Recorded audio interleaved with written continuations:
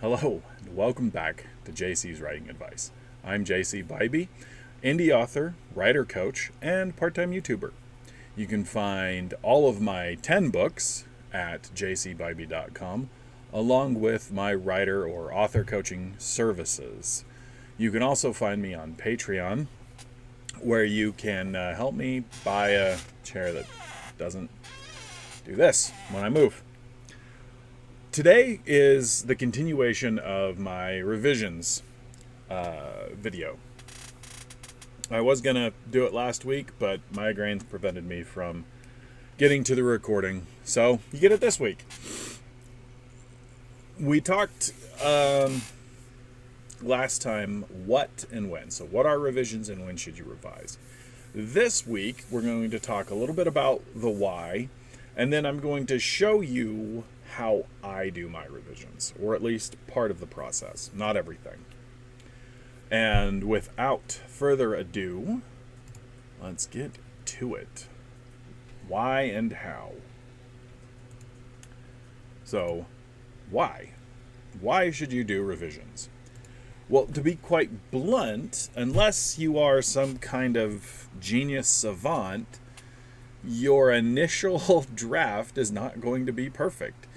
It's going to need work. Should you strive to have a fairly clean first draft? Yes, absolutely. The idea that you should just bang out words and slam that draft out and not worry about it is kind of counterproductive, because you're going to end up having to do so many more revisions afterwards instead of spending a little bit of extra time at the beginning. And this is where outliners have a little bit of I'm not going to say a little bit, have an advantage. Outliners have an advantage in this because they have already outlined everything. Their first draft is going to be a little bit cleaner.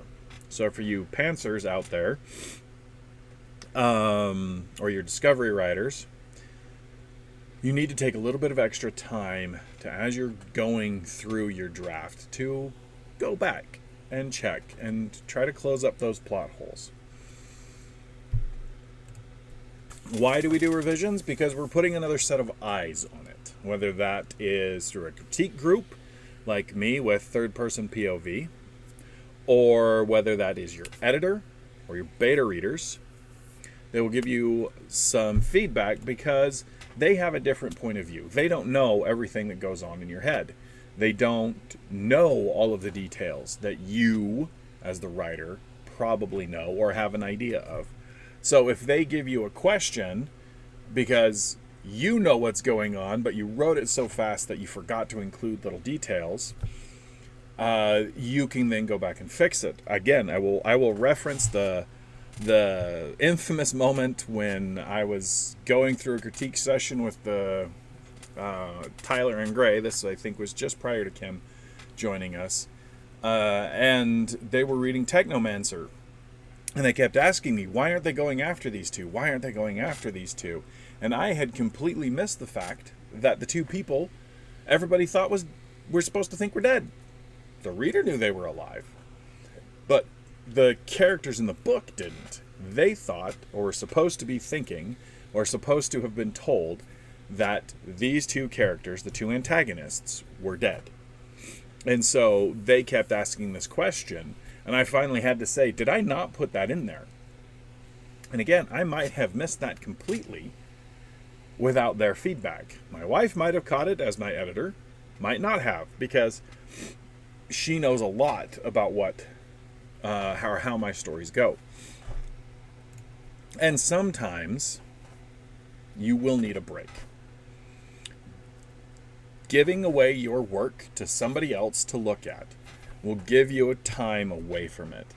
Clear your mental RAM, as it were, of this particular project. And I'm not saying don't work on anything else, but definitely while you're waiting for revisions to come back, especially if you've completed the project, step away from it and maybe start outlining your next one. Maybe come up with a new idea.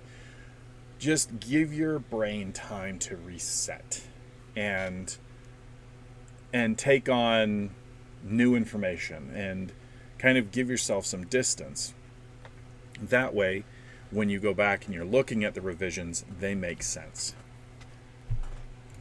Now we get into how. How do you do revisions? So we're going to go over here. I'm going to minimize that. This is a current project that I am working on. I'm going to get these 3 documents up and running. I think Gray's up. Okay. What is this? This is a short story in the World of Hero Unit. Mild spoilers, sorry, for Hero Unit 1. And this is going to be offered as a Patreon short story. Available to subscribers for third-person POV. That's third-person POV pod at Patreon. And it will be available to Tier 2 or second-person POV subscribers. And so I wanted to give the guys and Kim a chance to look this over and give me some feedback. So over here, you can see I have, right here, I have, let's see, first up, Tyler's. So this is how I do it. Now, normally I have 3 monitors, so I'll have them set up a little bit different. But for the sake of showing you guys what I do, this is what I do. I have the document that I'm working on, and then I have the comments on one of my other 2 monitors, probably both. And I will look, and I'll start off, and I'll look, okay, so Tyler, positive comment on the first line. I'll open up Kim's, which is not at the top, positive comment on the first line. And then we go to Gray, no comment. So I can look at that and say, I have started this off in such a way that it's probably going to work. And if you want, I will read it. Because why not? Detective John Kavanaugh of the Major Crimes Division of the NYPD was not having a good day. It had started when he'd missed his alarm. He never missed his alarm. Never slept through it, even when he was sick as a dog. He always woke up with his 6 o'clock alarm. Not today. So we can, like Kim points it out, and this is what I was going for. She says, hooked right away because I related to the character. So she's giving me the feedback that it is exactly what I was going for. So with Kim's, we'll scroll down to here. We got another positive comment. Nothing necessarily that needs to be fixed. We'll pop over to Tyler's. And he points out this little nugget. The EED has jurisdiction. So what I will also do while I'm doing these is I will read along. So, and it put him an hour behind, getting him stuck in hellish early morning traffic and making him late getting to the office. He walked in just as Captain Arneson was telling them about their priority numero uno case. And John looked over the case file. I see that feels a little awkward. I'm probably going to adjust this. He walked in just as Captain Arneson was telling them about their... I think I'm gonna... I don't know how I want to change that, because I don't like how that flows. See, I wrote this, I don't know how many years ago, and now that I'm going back to it, I don't like the flow. He walked in just as Captain Arneson was telling them about...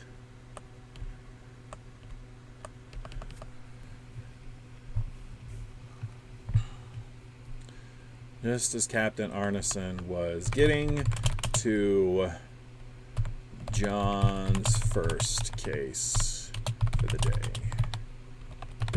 There we go. John looked over the case file and shook his head. Kidnapping.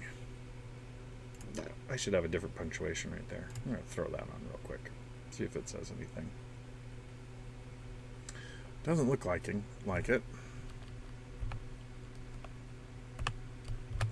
An 8-year-old girl. Little doesn't need to be there. An 8-year-old girl. No ransom so far, even though her parents were from an old money family from before the war. From member. Yeah, might work on that a little bit. This right here. Even though her parents were from, and then I have from again. You want to try to avoid repetition whenever you can. It's not always easy, but sometimes, reword things. Let's see here. Does Gray or Kim? No, Kim's there. So we haven't looked at Gray's. So there's that. There's that. Okay, he doesn't really have any critique comments. So I'll keep reading. As the captain finished his explanation, John asked the only relevant question. So, when are the feds coming in? Ever since the Exceptionals Enforcement Division had been formed, all kidnapping cases were their jurisdiction. Exceptionals, normals, didn't matter. If a kid was taken, or even reported missing, the EED had jurisdiction. And they can have it. They'll find her and bring her back before us normals can even finish our coffee. It was the reason there were so few kidnapping cases in the U.S. No one wanted to tangle with a squad of angry exceptionals. Alright, so we can pop over Pro Writing Aid. Pop it on, just because. Show you guys the grammar software I use.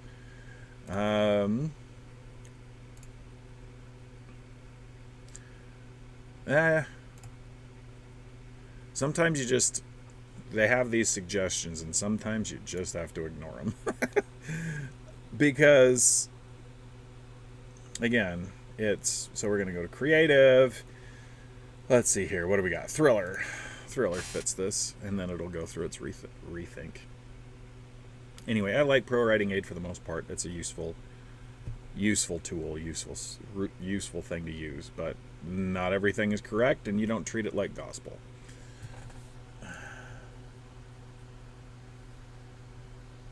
It had started when he missed. Yeah, no. We'll switch that.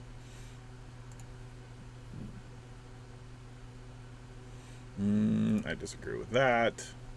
See, this is something that you have to do. You have to go through, you have to look at these things. Yeah, that definitely. Anyway.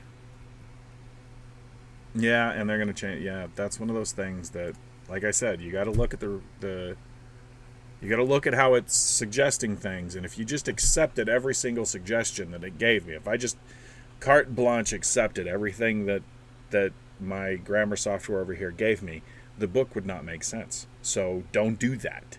You have to use your own human intuition and your writer brain to figure out what's going to work.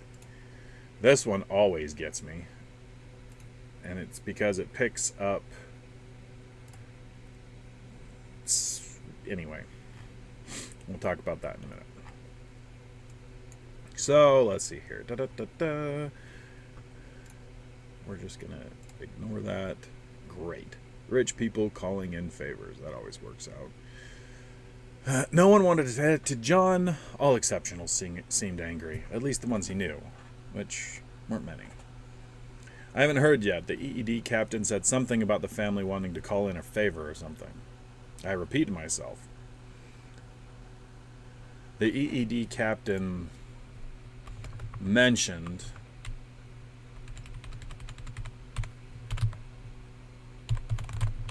the family wanted to call in a favor or something. Captain Arneson replied. He sounded as enthusiastic about that as John felt. Great. And again, that's one of those right there. It's like great. Great is what people think. They don't think. Anyway. Rich people calling in favors. That always works out. People like to think the world was a better place after the war. And if what he'd learned in his history classes were true, in many ways it was. But money still ruled. That's one of the things I try to work on with Hero Unit. I don't want it to feel like a utopia.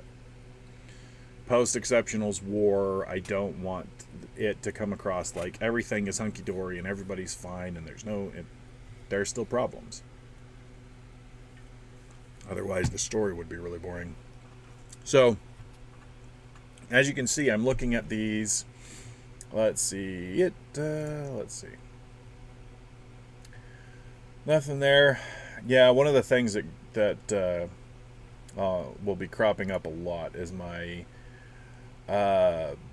over usage of dialogue tags. I tend to use them too much, especially when the conversation is involving people that there's only two people, or it's easy to track who's talking. I tend to overuse dialogue tags. Anyway, before I go too much farther, that's how I do it. I look at the comments, I read through it. I read through it out loud. So if you have roommates, significant others, or family in the house, they're going to think you're a little weird. Read it out loud as you're going through. You will catch those little awkward phrasings. And force yourself to read every word on the page. Because your mind, after you've been working on a project for a long time especially, will supply words when they're not there if you're reading by sight and not reading out loud. And if you're reading out loud and making sure you're hitting every single one of those words, you'll catch where your phrasings are awkward, where the sentences are awkward, where it doesn't feel natural. So that is just a little bit of a view into how I do part of my revision process. There's more to it, but this is a big step. Taking the critiques that I got from my critique group, I will pass this over to my wife at some point where she can read through it. She's good at catching inconsistencies, spelling stuff especially, and then I'll go through and I'll put this information. I'll take some of the suggestions in. Some of them I'll take, some of them I won't. There's a lot of positive in this one. There's a lot of there's some negatives. There's some questions. And one of the things that I have to think about and work on as I'm going through this is I have to assume that anybody that's reading this short story has never read Hero Unit. So even though I wrote it with the intent that only people who had read Hero Unit would read it, that's not the case. So when I'm working, I have to make sure I'm filling in the proper details to make the world clear without overdoing it. Because again, this is only a short story. It's a little bit longer than some of the stuff, so you'll get this one in 2 parts if you sign up to the Third Person POV Patreon. There is another one that I'm working on called The Rookie, which I almost picked for this project, or for this video, that will only be available, and it is a prequel novella to Hero Unit, and it's only available to people who subscribe to my Patreon. So that is how you do revisions. That's how I tackle them, at least. And I hope that you found this useful. I hope this was worth your time. Again, this idea of doing revisions and how to do revisions and ways to approach revising your projects is all important things to take into consideration, because you want to have the best product that you can when you offer it to people, when you put it up for sale, when you upload it to whatever site, when you submit it to an editor, when you submit it to an agent. That way you have a clean piece of media for them to review and look at. That way they're judging you at your best, not at your almost best or your mediocre. Anyway, I will end with that. Again, thank you for listening. If you like what you heard, please feel free to like, comment, share this with people who might be interested in learning a little bit more about the writing process. Subscribe. That way I can, get boosted in the old algorithm, whatever that means. And also, you don't forget, you can find all of my books and author coaching services at jcbybee.com, and you can support me over on Patreon. And with that, I will tell you that next time I don't know what I'm going to do, but we'll have another one hopefully on Thursday. And I hope you have an awesome day.